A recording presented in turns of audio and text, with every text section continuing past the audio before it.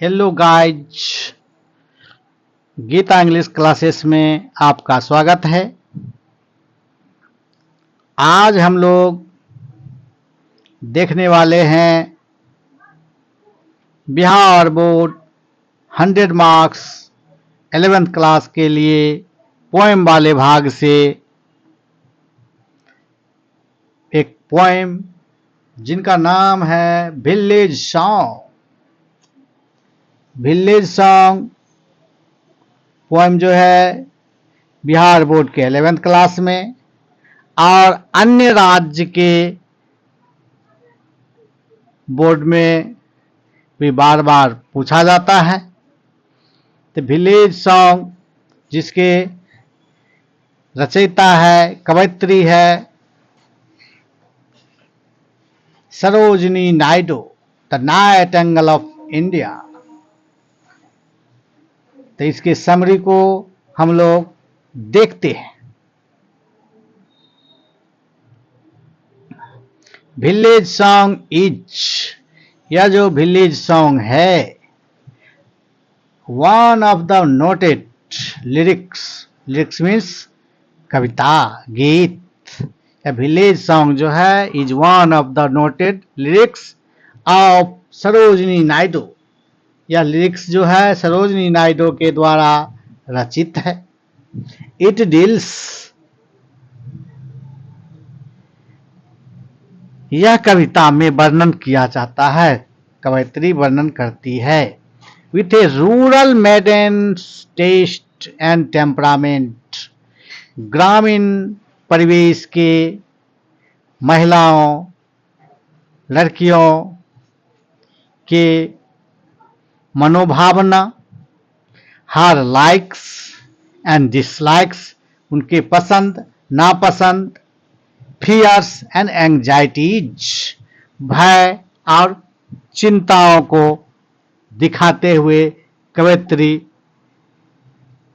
यानी कि ग्रामीण परिवेश के महिलाओं जिनका रोजमर्रा घरेलू कामों से लेकर करके नदी से पानी लाने जैसे काम तक करती है, उनके पसंद नापसंद, भय और चिंताओं को इस कविता के माध्यम से कवयित्री व्यक्त करने का कोशिश की है। इस कविता के माध्यम से द यंग लेडी, युवा महिला, युवती ऑफ द पोएम टू, इस कविता में जो मुख्य भूमिका अदा कर रही है, जिस पर कविता राउंड कर रही है, कविता का थीम टिका हुआ है, सारांश टिका हुआ है। द यंग लेडी, एक युवती जो इस महिला उस पोएम में है, to goes to the symbolic river, पानी भरने के लिए नदी के तट पर जाती है। सिंबॉलिक रिवर यानी इस कविता में जो भी है एक सिंबल के तौर पर लिया गया है, एक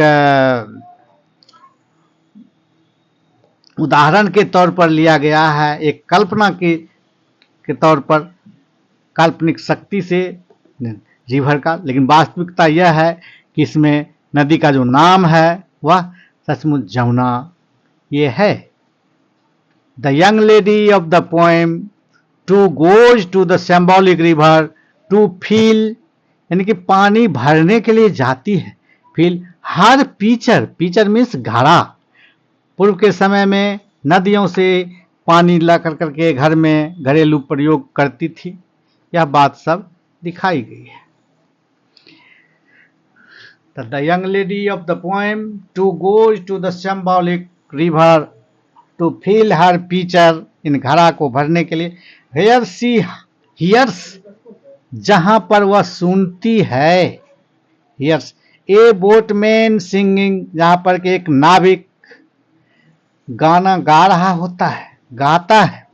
इन full throated ease and gets, जहां पर कि पूरे लगन से तन्मयता से गीत गा रहा होता है, उसको सुनने लगती है। The symbolic river to fill her pitcher here see you जहां पर सुनती है, हेयर से बोट मैन सिंगिंग जो नाविक है गाना गा रहा है in full throated ease and gets lost in his sweet song, और उस नाविक के मधुर गीत को सुनने में वो अपना सब कुछ खो देती है, समय का ज्ञान नहीं रहता है, वह समय को पर ध्यान न देते हुए उसके गीत को सुनने लगती है, गीत में मोहित हो जाती है। चार्म एंड लॉर्ड, उसके गीत को सुन कर करके मोहित हो जाती है,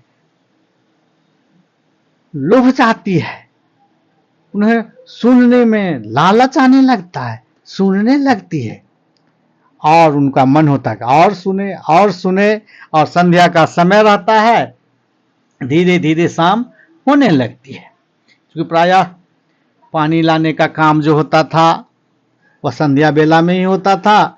सभी काम को निपटा कर करके रात के ये सुबह तक का पानी का व्यवस्था करने के लिए जमुना में, नदी में पानी भरने के लिए सभी महिलाएं जाती थी, कुआं पर जाती थी। यह पारंपरिक बात हमारे इंडिया में और इंडियन कल्चर में थी।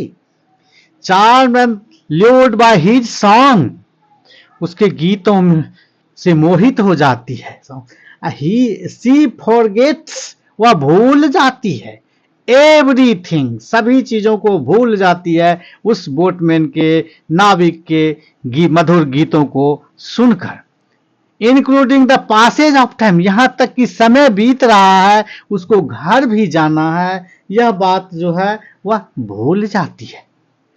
And comes back to sense, और उसको याद तब आता है कि घर भी जाना है, comes back to sense only when the cranes start flying homeward, सारस पक्षी वगैरह जो होते हैं, जो संध्या होने को होती है, तब जो है सो अपने घर को वापस आने लगती है, पक्षी अपना घोंसला में जाने लगता है। तो ये सब स्थिति जब आती है तब उन्हें याद आता है कि मुझे भी घर जाना है, मुझे भी घर लौटना है पानी भरने के बाद। इसलिए कहते थे charmed and lured by his songs she forgets everything, सभी चीजों को भूल जाती है, इनको यहां तक कि पासेज ऑफ टाइम, समय भी कैसे बीत जाता है वह भी भूल जाती है। एंड कम्स, उसको ज्ञान तब होता है कि समय बहुत हो गया है, हमें घर भी जाना है। Only when the cranes start flying homeward, जब क्रेन, सारस पक्षी वगैरह जो अपने घर की ओर जो उड़ने लगता है। The way to her house, यानी कि यंग लेडी के घर की जो ओर के रास्ता है, इज लॉन्ग, दूर है, and the evening is getting darker, और जो संध्या जो है अंधेरा से भी अंधेरा की ओर बढ़ रहा है, घना अंधेरा छाते जा रहा है, यह कवयित्री कहती है। The moon is not shining, और यहां तक कि संध्या बेला में कभी कभी जो है 15, यानी कि महीना में 15 दिन तक जो है, यानी कि मून का चांदनी, यानी चांद का रोशनी जो है पड़ते थोड़ा बिखेरते रहती चांद अपने रोशनी को, लेकिन यह भी कह रही है the moon is not shining, चंद्रमा भी अपनी चांदनी को बिखेर नहीं रही है, shining, and she is afraid, और वह भयभीत भी हो रही है। किन सब कारणों से भयभीत हो रही है? अफ्रेड ऑफ पॉइजनस स्नेक, हो सकता है रास्ते में जहरीला सांप हो, रास्ता अंधेरा है, रास्ते पर जहरीला सांप हो। वाइल्ड एनिमल, खतरनाक जंगली जीव जानवर सब भी हो।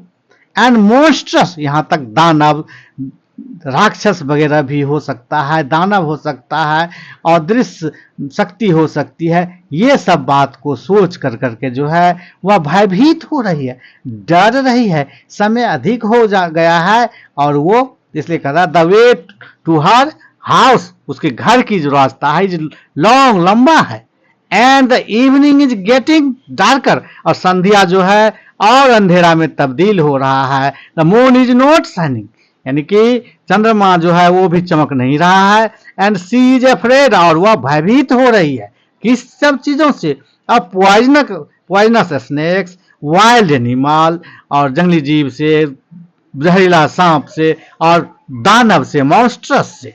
दैट में कॉज हर हार्म, जो उन सब को जो है ये सब चीज उनको हानि पहुंचा सकती है।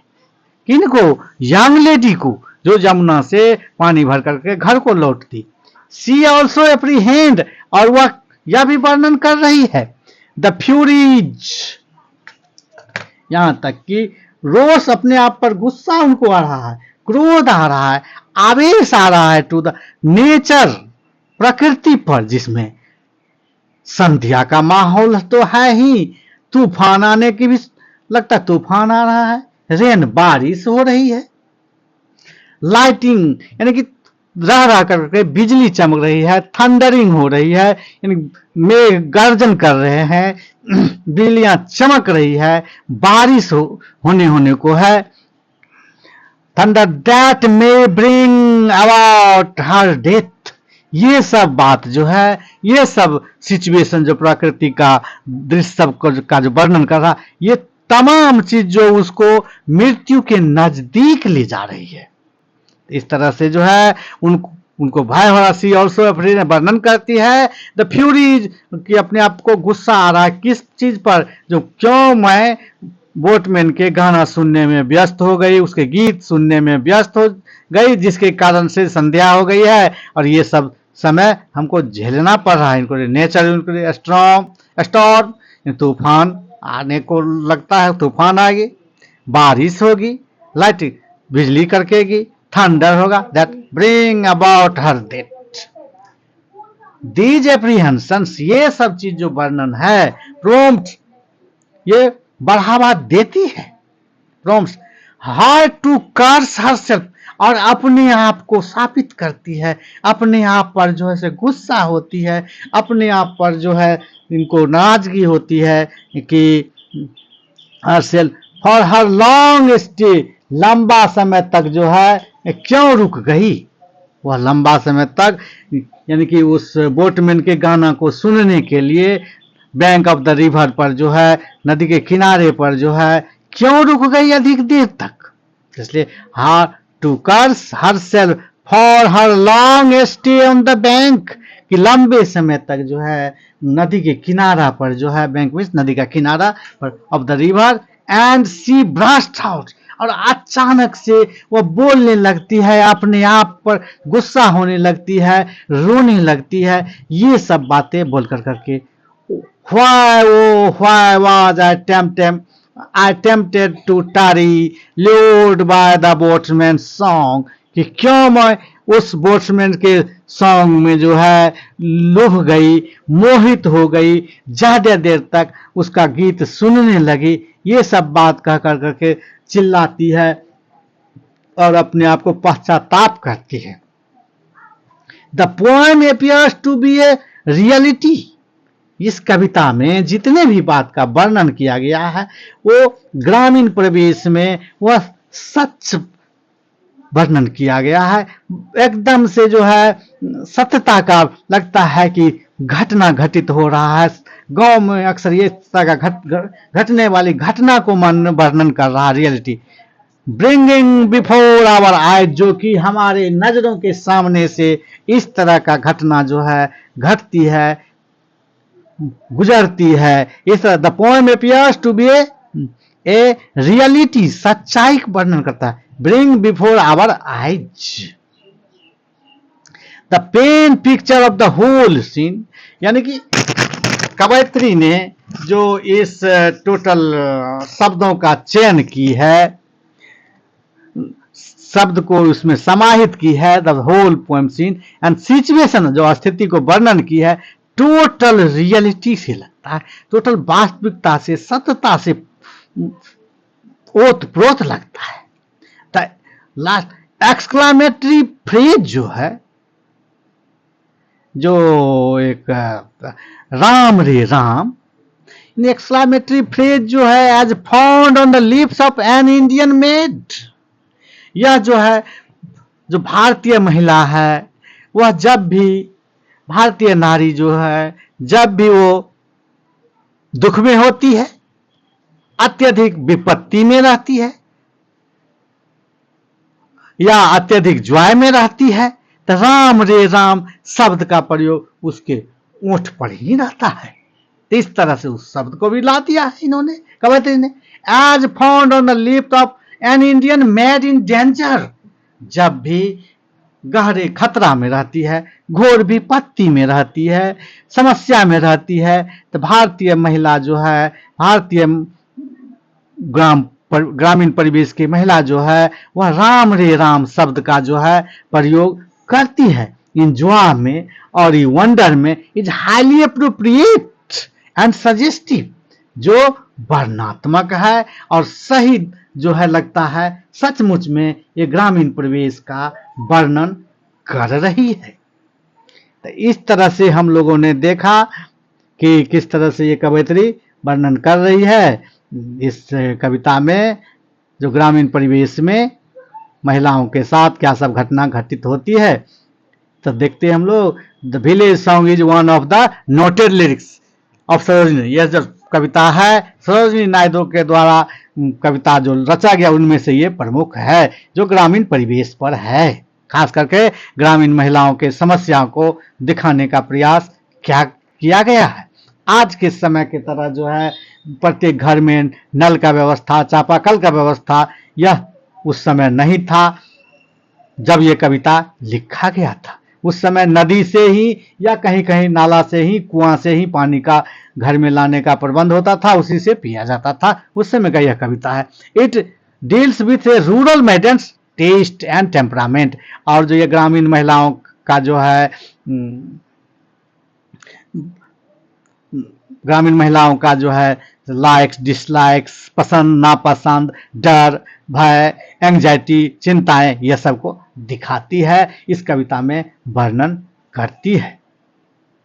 The young lady of the poem, इस कविता के जो में जो युवती है वह जो है बहुत ठीक इसी तरह से है। तो goes to the symbolic river, जो कि रिवर में, यमुना में पानी भरने के लिए जाती है, और संध्या से कुछ पहले टू फिल हर पिचर, घड़ा को भरने के लिए, घड़ा भर पानी लाने के लिए। वेयर सी हियर, जहां पर वो सुनने लगती है, boat man singing in full throated is, और जहां पर एक जो है नाविक जो है गाना गा रहा, गीत गा रहा, एंड गेट्स लोस्ट, और उस गाना को सुन कर करके खो जाती है, उस गाना को सुनने में मशगूल हो जाती है, अपने आप को भूल जाता है कि हमको पानी भर के लौटना था, यह बात भूल जाती है। Lost in his sweet song, किसमें? उस नाविक के गीतों में।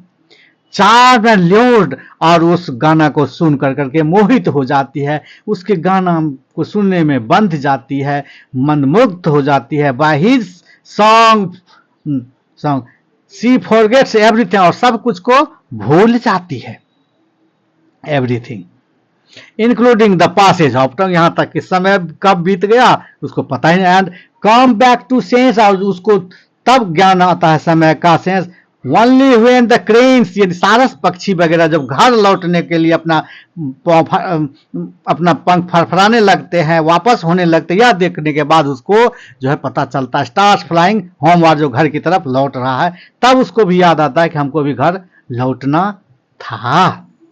The way to her house, उसके घर की जो रास्ता थी पानी भरने के बाद यमुना से उसको घर जो जाना था।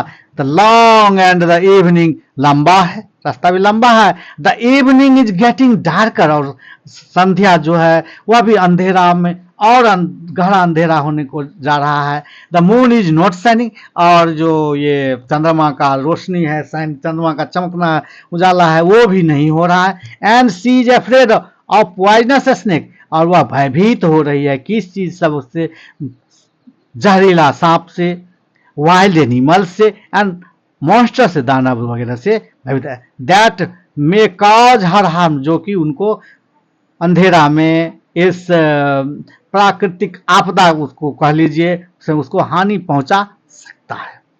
सी ऑल्सो एप्रीहेंड, और वर्णन करते हैं। या भी वर्णन द फ्यूरीज ऑफ नेचर, यहाँ तक कि प्रकृति जो गुस्सा हो रही है कि हमने ज़्यादा समय तक वहाँ रुक गया तो प्रकृति हम पर गुस्सा हो रहा है, वह खुद अपने आप पर भी गुस्सा करती है। नेचर इंक्लूड, जिसमें स्टॉर्म, मानो कि तूफान आने वाला मौसम हो गया हो, बारिश होने वाला मौसम हो गया, लाइटनिंग एंड थंडर, बिजली चमक रही, कड़ाक कड़क रही है, रोशनी, बिजली कड़ाक कड़क रही है, थंडरिंग आवाज हो रही है, कड़ाक बादल गरज रहे हैं। That may bring about her death, कि मानो वो उनको सभी तरह से क्या मृत्यु की ओर ले जा रहा हो।